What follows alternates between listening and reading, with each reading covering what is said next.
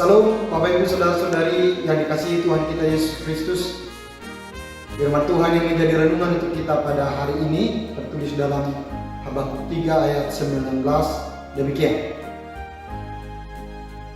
Allah Tuhanku itu kekuatanku.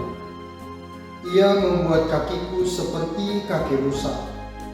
Ia membiarkan aku berjejak di bukit-bukitku. Demikian. Saudara-saudari, pengalaman Habakuk ini adalah bagian dari pengalaman kemanusiaan kita. Mungkin hari ini ataupun besok atau mungkin di hari-hari yang lampau. Sebagaimana Habakuk merasa bergumul sebab dia mengira bahwa Tuhan itu seolah-olah diam. Tuhan itu seolah-olah tidak mau bertindak. Tuhan itu seolah-olah tidak peduli dengan keberdosaan dan kejahatan yang sedang terjadi. Karena apa yang dilihat oleh Habakuk adalah dia melihat seolah-olah orang-orang fasik atau orang-orang jahat itu hidupnya penuh dengan kemakmuran. Sedangkan orang-orang yang benar dan orang-orang yang terus berusaha di jalan Tuhan tapi mengalami berbagai kesulitan. Dalam pengalaman seperti itulah Habakuk seolah-olah melihat bahwa Tuhan itu sama sekali tidak mau menghukum. Maka pertanyaannya, di manakah keadilan Tuhan itu? Bukankah harusnya orang-orang yang benar itu mendapat kebahagiaan? Dan bukankah harusnya orang-orang yang jahat itu harus mendapat hukuman? Barangkali perasaan seperti itu juga pernah kita rasakan. Kita boleh menyaksikan orang yang tidak pernah peduli dengan kebaikan, tidak mau menolong orang lain, tidak peduli datang ke gereja, atau mungkin sama sekali tidak berdoa, tapi toh kehidupannya seolah-olah sangat baik, sangat makmur.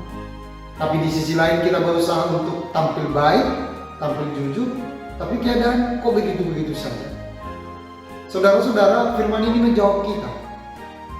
Barangkali ini menjadi pemahaman yang baru bagi kita, bahwa ternyata tidak pernah ada yang disampaikan oleh Tuhan melalui firman-Nya bahwa setiap orang baik itu dia harus makmur, tidak pernah.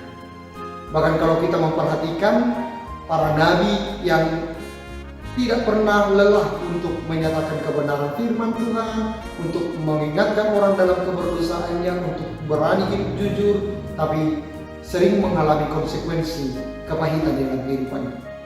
Bahkan di dalam perjanjian baru, Paulus misalnya, yang sejak awal ketika dia sudah bertobat, begitu gigihnya dia mengabarkan Injil tentang Yesus, tapi dia bolak-balik harus dipenjara, bahkan harus mengalami penyiksaan yang amat luar biasa.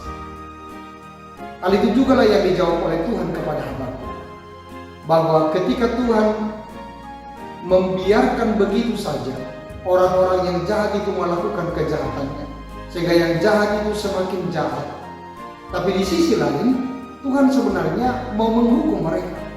Sama halnya orang tua, ketika orang tua yang baik adalah ketika anaknya salah, maka dia harus mengingatkan anak yang salah itu supaya dia kembali kepada yang benar.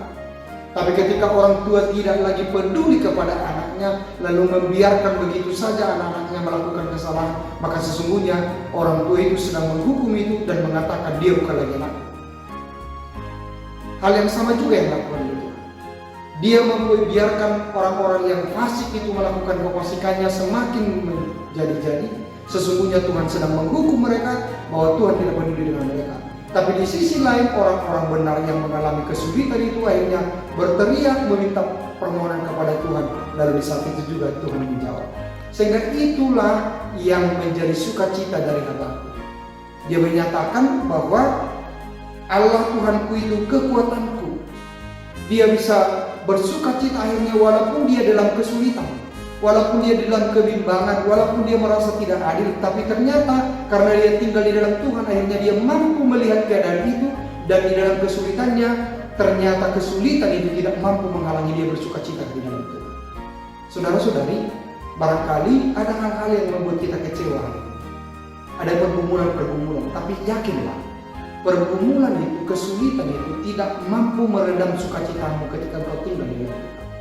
Maka jangan bayangkan kita akan bersuka cita ketika semuanya serba ada. ketika semuanya serba lengkap, ketika semuanya sesuai dengan pikiran kita. Tapi percayalah, dalam segala sesuatunya Allah sedang berkarya, Allah sedang bekerja. Sama seperti Habakuk, akhirnya dia mampu melihat yang selama ini dia gagal melihat, cara tangan Tuhan itu berkarya dalam kehidupannya. Tapi ketika dia menyaksikan bahwa Tuhan itulah kekuatanku, sehingga dia bersuka cita dan dia mampu berdamai dengan dirinya, mampu berdamai dengan keadaan yang ada dia lihat. Saudara-saudara, tinggallah di dalam Tuhan. Jangan pernah terpisah daripada Tuhan itu.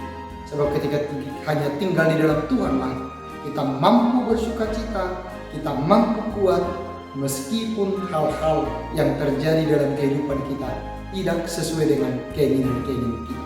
Apa yang dikatakan oleh Tuhan adalah, rancanganku adalah rancangan damai sejahtera, bukan rancangan kejahatan. Sebab Tuhan selalu merancang kebaikan, merancang damai sejahtera bagi orang-orang yang percaya kepadanya. Dan di saat yang sama, Tuhan tidak mau melakukan hal-hal yang jahat kepada orang-orang yang dikasihinya.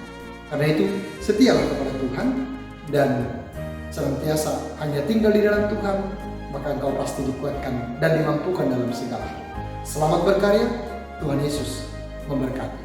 Amin.